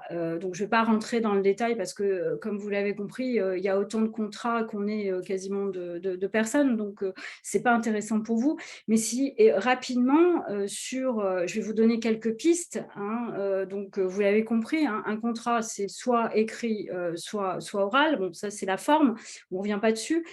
Sur le fond, l'objet, c'est l'élément essentiel, hein, du contrat, c'est ce sur quoi va porter le contrat, c'est la matière sur laquelle il faut vraiment prendre du temps, le contenu de l'engagement, hein, des obligations de chacun, ça c'est important de le relever. Deuxième point, les parties au contrat, ça peut vous paraître un peu curieux, mais souvent ça pose problème parce que est-ce que la personne qui s'engage, c'est bien la personne qui a qualité à s'engager? Est-ce qu'elle a une délégation? Est-ce qu'elle peut signer ce contrat? Est-ce que cette personne, quand elle va vendre sa société, le contrat va suivre? Donc ça, c'est les personnes qui figurent sur le contrat, c'est très important, hein, les personnes concernées, c'est un point de vigilance également. Troisième point, les obligations, hein, de chacun au niveau du contrat. Alors ça peut être sous-entendu, on l'a vu, puisque ça peut être oral. Mais si c'est listé, il va falloir que ça soit listé correctement. Hein. Donc ça, il faut vraiment prendre le temps de la rédaction, faire très attention à ces obligations qui sont un élément principal, hein, du contrat. Et puis, quatrième point, c'est l'accord des volontés. Donc, je vais répondre à la première question que vous m'aviez posée tout à l'heure. L'accord des volontés, c'est quoi? C'est la signature. Hein. Généralement, c'est la signature que vous avez sur votre contrat. Sur un devis, vous avez une signature. À partir du moment où vous avez mis votre signature, ça s'appelle un contrat. Hein. Donc, vous avez bien, ça prouve votre volonté de contracter avec la personne en question. Hein. Donc, vous voyez, on ne perd pas trop de temps, on répond quand même aux questions en passant. Et j'ai voulu vous donner un exemple parce que concret, hein, pour vous expliquer que c'est important de bien rédiger les clauses. Et derrière, il y a tout un cheminement. Et si on ne l'a pas fait en amont, et si on ne l'a pas rédigé, relu attentivement et réfléchi, ça peut amener à de mauvaises surprises. Tout est important et ça mérite vraiment tous les mots, tous les termes qui sont utilisés dans le contrat et qui vont être écrits pour le coup, c'est très important. Donc, je vais vous donner encore un exemple concret d'un dossier clair où on a un franchisé au sein d'un réseau de soins, bon, c'était des spas, sans donner le nom exactement, qui va se voir reprocher par son franchiseur la violation de la clause de non-concurrence parce qu'il est parti s'installer la rue d'à côté. Et le franchiseur vient lui dire vous faisiez partie de mon réseau et vous aviez une clause de non-concurrence dans le contrat et vous l'avez violée. Et vous ne deviez pas adopter une enseigne sur vos instituts, vous ne pouviez pas vous réinstaller sur ce domaine d'activité. Le juge est bien sûr intervenu et il a analysé la clause de non-concurrence. Alors, une clause de non-concurrence, pour être un peu technique, il faut que ça soit limité dans le temps, dans l'espace. Donc, ça l'était. C'était limité à une année, c'était limité à un secteur géographique. Il faut que ça soit proportionné. Le juge, il n'a même pas regardé la validité de la clause. Il s'est déchargé de tout ça. Il est venu dire le franchisé n'a commis aucun manquement à la clause. Alors, vous allez me dire, mais par quel coup de chapeau, de baguette magique, le juge a réussi à dire ça? Mais parce qu'il est venu dire, dans votre contrat, vous parliez de réseau, dans votre contrat initial. Or là, le franchisé, il n'a pas adhéré, il n'a pas créé de réseau, donc il n'est pas concurrent de votre réseau. Donc, votre contrat de franchise avec votre réseau et vos obligations, ça ne s'applique pas à ce franchisé qui avait la faculté de se réinstaller en dehors d'un contrat de franchise. Et donc, il n'y a pas de concurrence, ça n'entrait pas dans le champ de la clause de non-concurrence telle qu'elle avait été libellée dans le contrat de franchise d'origine. Donc, vous comprenez qu'à travers cet exemple, il faut bien délimiter les termes, les termes qu'on utilise dans le contrat et le périmètre de la clause de non-concurrence. C'est un fait. Alors, cette clause, elle existe, mais en fait, elle n'a aucun intérêt puisqu'elle n'a pas de conséquences, puisqu'on a oublié de définir un terme fondamental dans ce contrat qui était le réseau. Et ça, c'est l'interprétation qu'a fait le juge et qui a rendu la clause tout à fait inefficace. Donc, tout ça pour vous dire qu'un contrat, c'est compliqué. Et donc, il faut prendre le temps d'y réfléchir et de le rédiger avec les bons interlocuteurs. Merci beaucoup, Sandra. Et effectivement, avant de laisser la parole à Adeline et Franz, on a discuté ce matin de cet exemple, justement pour souligner l'importance aussi de ces fameux contrats types que je pense quelqu'un avait posé dans le chat, qui effectivement, on peut éventuellement en trouver sur Internet, des clauses types, on peut en trouver sur Internet, mais qu'il faut bien être sûr que c'est adapté et précis à la situation dans laquelle on se trouve. Du coup, effectivement, par rapport à ces pratiques de rédaction de contrats, effectivement, je laisse peut-être la parole à Franz pour nous donner un peu ces petits conseils, ces tips, justement quand on se retrouve dans la rédaction d'un contrat, quels sont à ton avis un peu les points de vigilance et les bonnes pratiques qu'on peut avoir quand on est dans l'opérationnel et on se retrouve du coup à rédiger des contrats? Oui, alors déjà peut-être il y a 3 conseils de base qui sont vraiment de base, c'est-à-dire très simples, mais tout repose sur le fait de ne pas être isolé. Parce que évidemment, on ne va pas ouvrir un nouveau document sur Word ou Pages ou je ne sais quoi, et puis se dire, allez, ça y est, je fais un contrat. Enfin, en tout cas, ça, il faut quand même une certaine expérience. Et en général, ce n'est pas comme ça que ça se passe. C'est plutôt, moi, j'aurais tendance à dire, demander auprès des pairs, voilà, des personnes qui font soit font le même métier que vous pouvez connaître dans votre cercle, soit sont en amont ou en aval de la chaîne de valeur dans laquelle vous vous situez, mais qui connaissent un peu votre filière. Il y a forcément des modèles valables qui peuvent circuler. Sinon, vous avez aussi une autre, enfin sinon ou en complément, vous avez une autre possibilité, c'est de vous rapprocher d'organisations professionnelles. Alors typiquement, là, c'est vrai que vous le rappeliez tout à l'heure, je suis vice-président du réseau MAP, c'est les musiques actuelles de Paris. On a 81 adhérents qui opèrent dans la filière de la musique actuelle à Paris. Et effectivement, nous proposons potentiellement des aides à la rédaction. Voilà, il y a potentiellement des modèles aussi de contrats qui sont disponibles pour les adhérents. Ça, c'est quelque chose qui finalement est quand même très valable parce qu'en plus, vous avez l'assurance que ces modèles-là sont utilisés et sont usités, je dirais, de manière conventionnelle dans la filière dans laquelle vous opérez.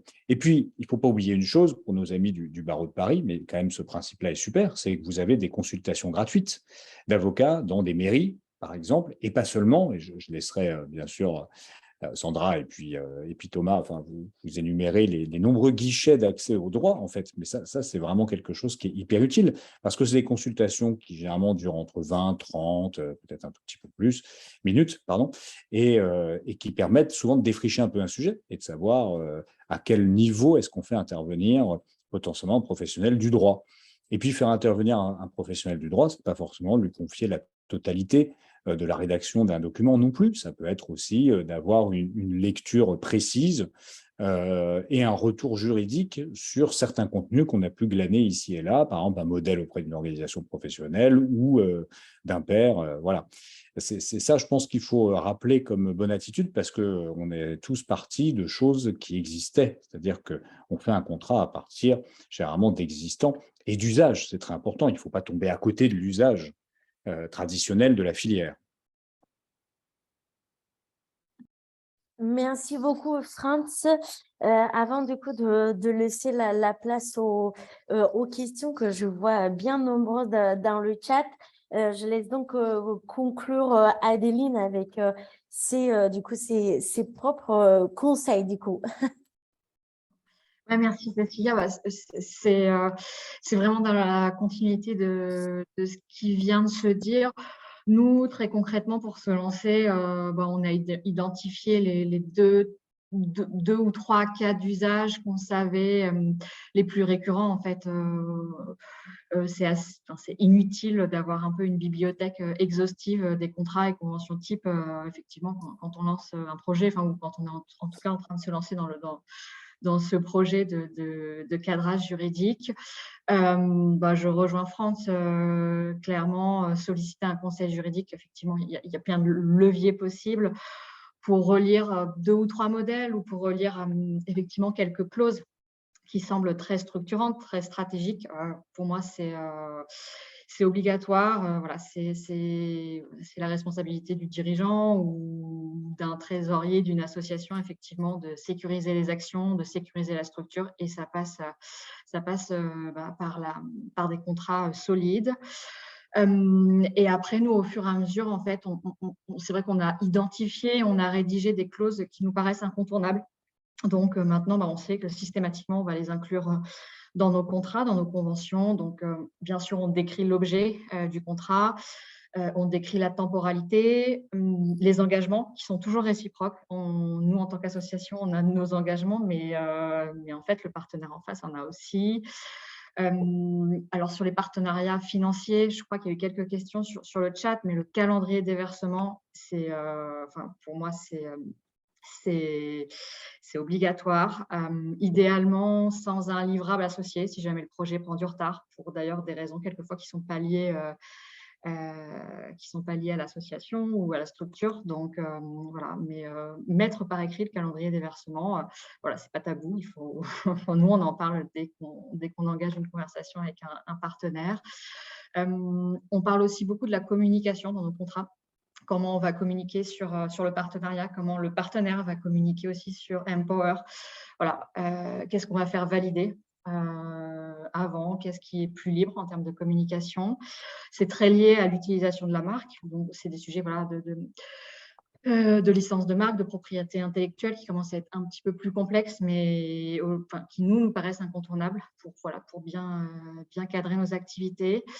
Et enfin, on a 2 clauses qu'on n'a plus toujours. C'est la confidentialité, souvent, par exemple, avec des prestataires de services. Nous, on va partager des infos sur notre savoir-faire. Les prestataires de services aussi. On s'engage à garder un cadre de confidentialité. Et puis, on a toujours aussi une clause de résiliation. Pourquoi on aurait besoin de résilier un contrat. Malheureusement, on l'anticipe très souvent dès la signature du contrat. Et puis après, au fur et à mesure, nous, en fait, on apprend à chaque partenariat. Quelquefois, on s'aperçoit qu'on a manqué quelque chose dans la pratique. Donc, on vient le rajouter un peu dans cette base de données. Je crois que France, tu en as parlé, mais je pense que c'est bien de le rappeler. Nous, on a pas mal de partenaires, encore une fois, des grands groupes. Moi, je ne suis pas juriste, mais souvent, je vais avoir affaire à un juriste en face de moi et on nous soumet des modèles. Et en fait, je pense qu'un conseil, c'est de ne jamais hésiter à poser des questions. Même quand on a quelqu'un de professionnel en face, il y a des clauses abusives. Donc, il ne faut pas hésiter à aller mettre le doigt sur des sujets qui nous paraissent un peu sortir du cadre légal. Parce que les lois sont au-dessus de clauses qui pourraient être écrites dans un contrat quand elles sont abusives. Et il faut aussi être très au clair sur les clauses qu'on ne veut absolument pas voir dans un contrat. Même effectivement quand on est face à un plus gros acteur devant nous. Et peut-être mon troisième conseil, qui est alors beaucoup plus pragmatique. Nous, on a investi l'année dernière dans un logiciel de signature électronique. Il y a pas mal d'offres maintenant sur le marché. On a choisi un logiciel français et le coût est quand même relativement… on trouve que c'est un bon investissement en fait pour faciliter aussi et fluidifier les échanges avec les partenaires lors des signatures du contrat. Ça, c'est quand on s'est mis d'accord sur toutes les clauses. Voilà, les signatures électroniques, c'est vrai que ça facilite beaucoup la vie pour éviter les allers-retours papier. Merci beaucoup à nouveau pour ces réponses. Effectivement, au niveau de ce qu'on avait au programme, on a fait le tour de 3 questions et on est vraiment dans le timing pour avoir une bonne 25 minutes à peu près de questions-réponses.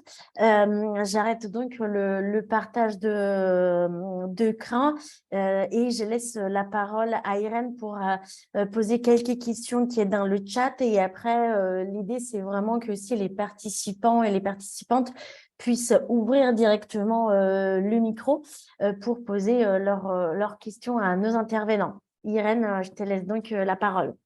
Merci Cécilia. Effectivement, c'est juste pour reprendre notamment les questions qui ont été posées il y a longtemps. Mais après, on vous laissera aussi poser notamment les dernières personnes là, qui sont en train de poser les questions. Vous pourrez prendre la parole en direct.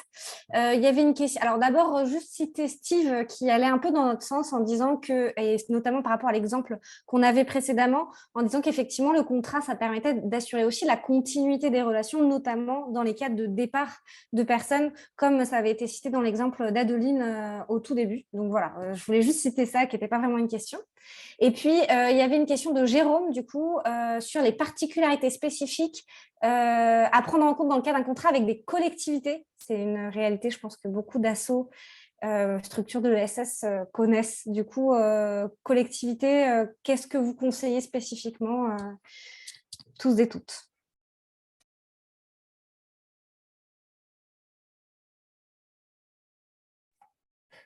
Peut-être Adeline, non, mais moi je peux répondre de façon très générale.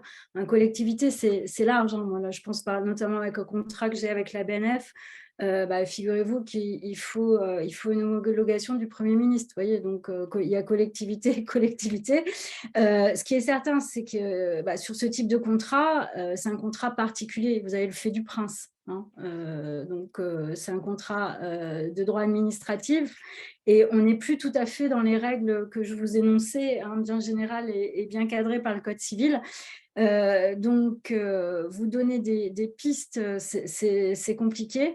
C'est bien lire ce qu'on vous impose et toujours avoir en tête qu'à un moment ou un autre, le fait de prince peut modifier complètement l'équilibre du contrat. Et ça, le juge administratif, il n'interviendra pas comme le juge civil dans ce type de contrat. Donc, il faut bien se méfier des clauses que vous signez sur ce type de contrat-là.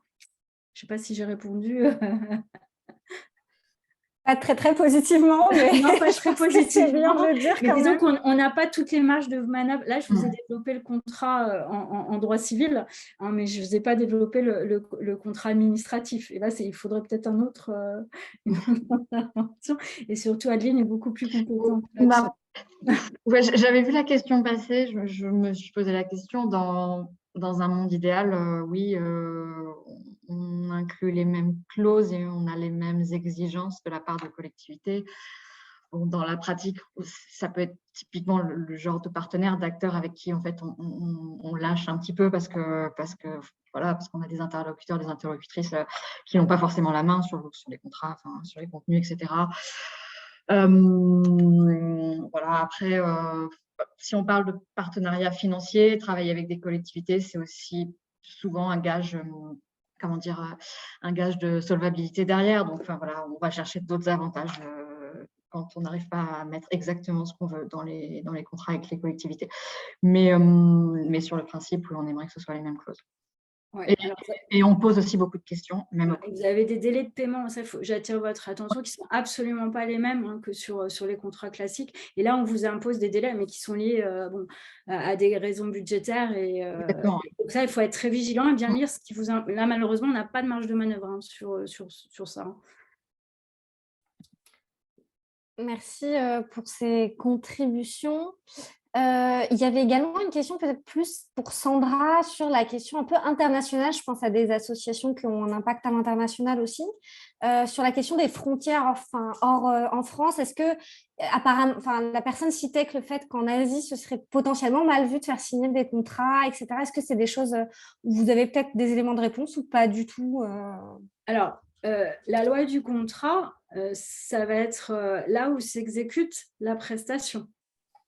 Donc, si effectivement vous travaillez avec l'Asie, c'est bien, mais est-ce que vous travaillez en Asie, la prestation s'exécute en Asie? Donc, effectivement, on a une culture de l'oral sur le monde asiatique qui est très important. Mais moi, je vois des contrats quand même. Ce n'est pas parce qu'il y a la culture de l'oral, d'autant plus là, avec la distance.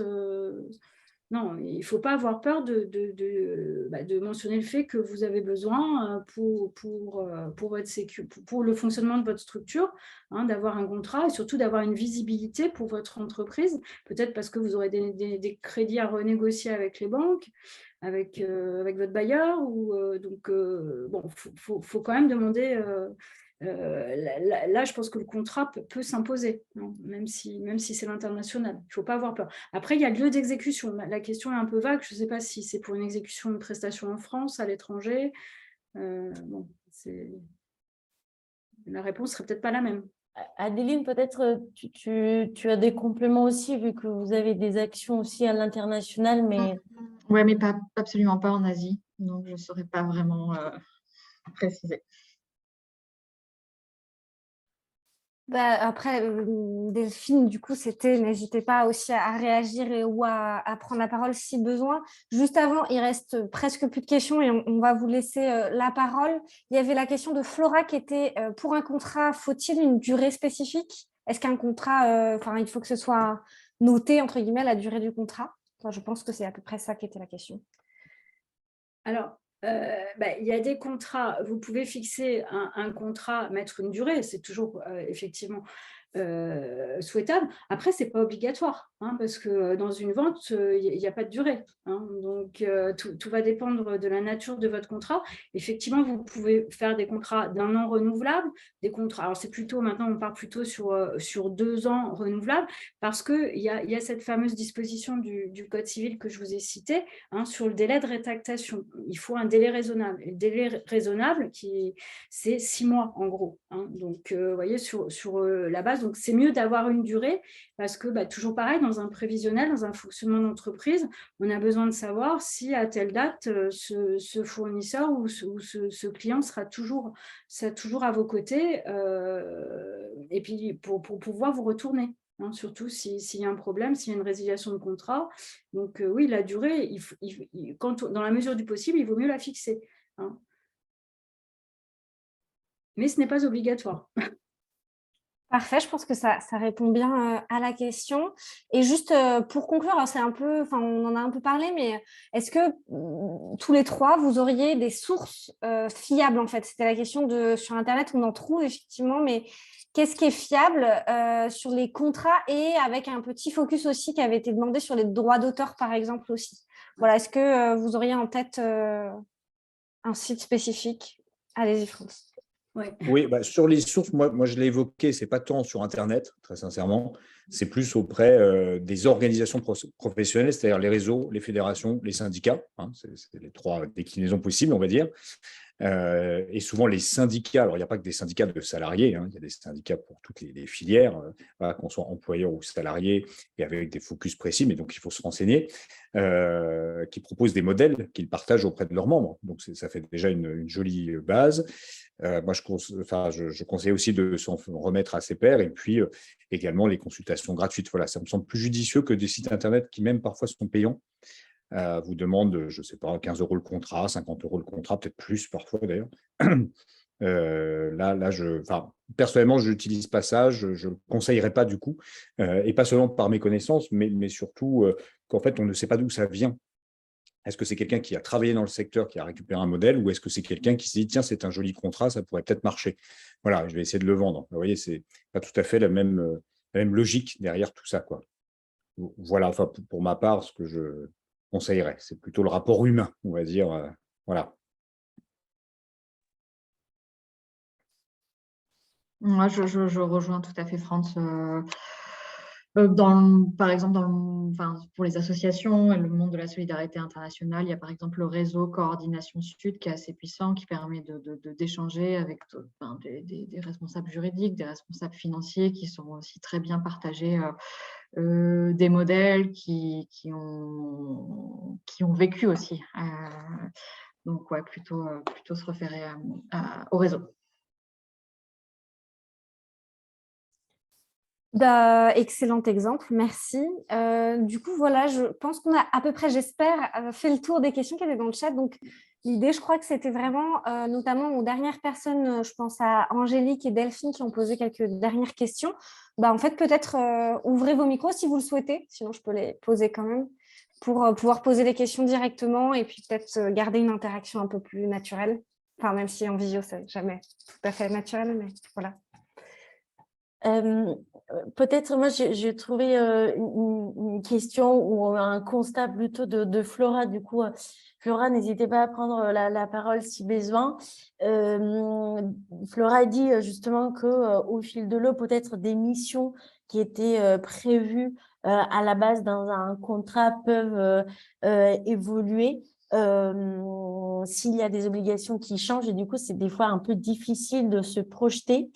Est-ce que, par exemple, Adeline et Franck, ça a arrivé que vous avez dû, je ne sais pas si du coup on parle d'avénement à un contrat ou si effectivement comment ça se passait, s'il y a eu des missions ou des projets que vous avez dû corriger un cours de route et s'il y a eu aussi de répercussions peut-être au niveau légal sur les paiements ou sur comment ça se passait avec les partenaires.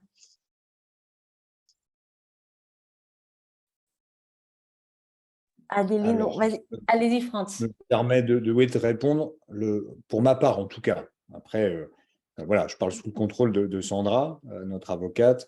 L'avenant ne va pas changer substantiellement la nature du contrat.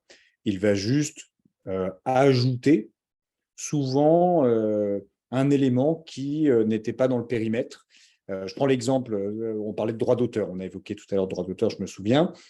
Sur, par exemple, des chansons ou des œuvres musicales, on va souvent avoir un contrat qui va être un contrat cadre, et puis les auteurs-compositeurs vont, par exemple, faire des nouvelles œuvres. Donc, on va signer un avenant pour que l'édition de ces œuvres soit, si on est tous d'accord bien sûr, chez l'éditeur musical ou l'éditrice musicale.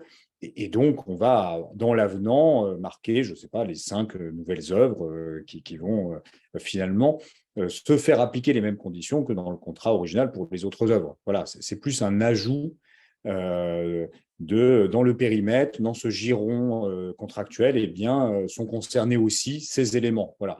L'avenant, c'est pas s'il y a une modification substantielle du contrat, dans ce cas, on part sur un nouveau contrat. Pour moi, en tout cas, c'était le seul moyen de procéder, quoi.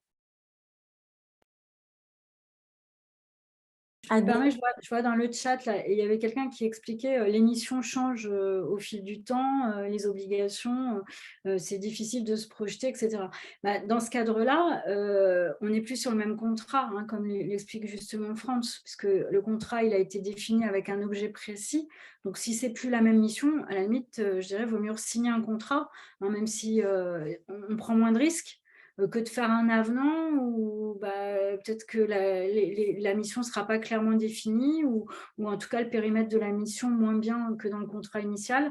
Donc, il faut faire attention effectivement sur les modifications du contrat et pas hésiter à faire différents contrats de prestation de services parce que la mission n'est pas la même. Merci beaucoup pour ce retour.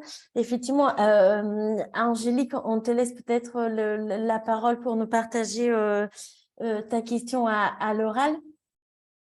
Oui, merci. Est-ce que vous m'entendez? Très bien. Ok, super. Merci beaucoup pour toute cette organisation. C'était super et j'avais plein de questions, donc c'est parfait. En fait, mes questions, c'est surtout sur la forme d'un contrat, par exemple. Est-ce qu'un formulaire d'inscription pour un événement, ça peut être utilisé comme un contrat? Et est-ce que, par exemple, on peut mettre des cases à cocher, je m'engage à venir de telle heure à telle heure, etc. Ça peut être un contrat, pas forcément pour les participants, mais par exemple quand on organise des événements avec d'autres partenaires pour au moins s'appuyer dessus et pour ensuite aussi, pourquoi pas, faire d'autres événements et savoir sur qui on peut compter et sur qui on peut peut-être un peu moins compter. C'est un peu comme le devis, à partir du moment où c'est signé, hein, vous pouvez très bien…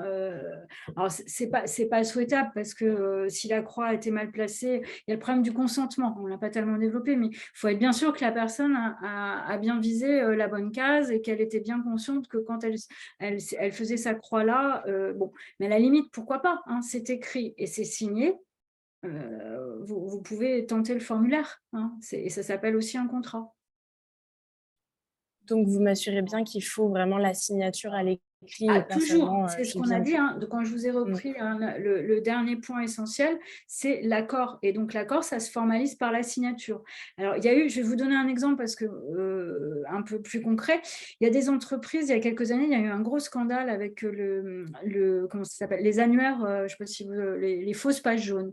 Donc, les entreprises recevaient et pensaient recevoir de la Poste justement un référencement. Et elles avaient comme vous le présentez là, un formulaire à remplir pour être référencé sur les annuaires. Alors, les annuaires, ça n'existe plus, mais bon, à l'époque, ça marchait. Et ce n'était absolument pas la Poste. Simplement, dans l'urgence, on ne regarde pas forcément de quoi il s'agit. Et certaines entreprises avaient mis uniquement le cachet, sans signature. Hein, mais ça valait engagement. Il y a des juges qui ont considéré que le cachet de l'entreprise faisait foi. Donc, moi, je vous dis, pour être plus sécurisé, il faut une signature. Hein. Le cachet, ça me paraît un peu léger. Maintenant, on en est aux signatures électroniques, c'est différent. Mais effectivement, à partir du moment où vous avez un engagement écrit, c'est un contrat. Merci beaucoup. Alors, avec Irène, je pense qu'on a réussi à traiter plus ou moins toutes les questions qui étaient dans le chat. On a encore un petit quart d'heure à notre disposition. Est-ce qu'il y a justement d'autres questions qui n'ont pas été posées dans le chat et qui vous souhaitez poser à l'oral à nos trois intervenants, ou pas forcément une question, mais un constat ou un retour d'expérience que vous avez pu avoir? On a encore une dizaine de minutes avant de se quitter. Je ne sais pas. N'hésitez pas sinon à prendre la parole. Peut-être tout à l'heure, Delphine partageait aussi un constat sur le déséquilibre qui peut exister entre les gros, entre guillemets, et les moins gros, entre guillemets encore. Si vous voulez un peu exprimer ce constat, qui est intéressant peut-être et qui peut ajouter… Oui, ce que je voulais dire simplement, c'est que c'est vrai que parfois on essaye de tout bien faire, de tout bien cadrer, et puis il existe un rapport de force qui fait qu'au final, on est quand même obligé de subir des situations et on n'a pas forcément envie de se lancer dans un recours qui pourrait nous desservir aussi sur le long terme d'un point de vue commercial, quoi, tout simplement. Donc, on est obligé de prendre sur soi et de se débrouiller. Et, voilà, ce que je veux dire, c'est que c'est bien d'essayer de cadrer au maximum, mais malheureusement, en vrai, tant qu'il n'y a pas… Enfin, le fait de vouloir soi-même construire un cadre, c'est bien, mais derrière, il y a plein de gens qui s'en fichent complètement, en fait. Malheureusement. Je ne sais pas si vous avez déjà eu ce vécu, mais je sais pas, j'ai l'impression que c'est quand même fréquent.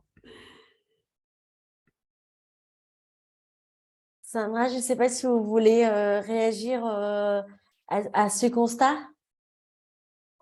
Oui, effectivement. Donc, du vécu, on l'a, ce type de relation, mais il ne faut pas se décourager parce que je disais là dans votre stage, on peut pas, dans le chat, on ne peut pas imposer des délais de paiement, c'est compliqué de toute façon. Voilà, c'est le pot de fer contre le pot de terre. Il faut essayer. Et puis, si ça ne fonctionne pas, si on vous dit non, dites-vous qu'il vaut mieux perdre un contrat et puis peut-être trouver un interlocuteur qui saura vous faire grandir et avec qui vous aurez une véritable relation commerciale plutôt que partir sur une relation qui est biaisée. Je vous donnais tout à l'heure l'exemple de mon entrepreneur là, avec le fournisseur de téléphonie. Il a fermé. Donc aujourd'hui, il s'était consacré totalement à cet opérateur et il n'a pas été remercié finalement. Alors, il a touché des sous, mais l'objectif, ce n'était pas celui-là. Il avait une activité qu'il appréciait vraiment. Donc, c'est vous dire que il faut avoir confiance en vous. Il veut dire que celui-là, il veut pas me signer, il veut pas me payer. Alors, il y a des délais de paiement, 30 jours, 60 jours, 90 jours avec les collectivités locales. C'est pas grave, je vais trouver un autre interlocuteur. Alors, certaines fois, c'est pas facile, surtout quand on commence. On est un peu frileux de rejeter des clients, mais il faut prendre en compte vos règles de fonctionnement et vos besoins. Vous avez besoin d'être payé régulièrement, vous avez besoin d'avoir un cadre, et c'est là où le contrat est important. Alors, effectivement, comme on l'a dit, on peut ne jamais avoir d'écrit, mais je crois que dans le monde d'aujourd'hui, c'est très périlleux, parce que pour que les gens respectent leurs obligations, c'est compliqué quand même. Merci beaucoup, Sandra. Du coup, voilà, je ne veux pas du tout couper les échanges. Du coup, s'il y a encore quelques questions, vraiment, n'hésitez pas à ouvrir le micro. Sinon, on peut aussi conclure quelques minutes à l'avance. Si vous sentez qu'on a bien répondu à vos questions ou si nos intervenants et intervenantes souhaitent compléter encore quelques éléments qu'on a présentés lors de ce webinaire. Sinon, en tout cas, moi, je remercie beaucoup Sandra, Adeline et Franz et Thomas et Irène pour la mobilisation sur ce webinaire. Le webinaire a été enregistré, du coup, il va être disponible bientôt sur le site YouTube parce qu'on est très moderne à la Cresse. Et à la suite de chaque webinaire, nous, on résume aussi sur des livrables tout ce qu'on s'est dit et tous les bonnes pratiques, les conseils, etc. Du coup, qui va être un résumé concret sur un outil de tout ce qu'on vient de se dire.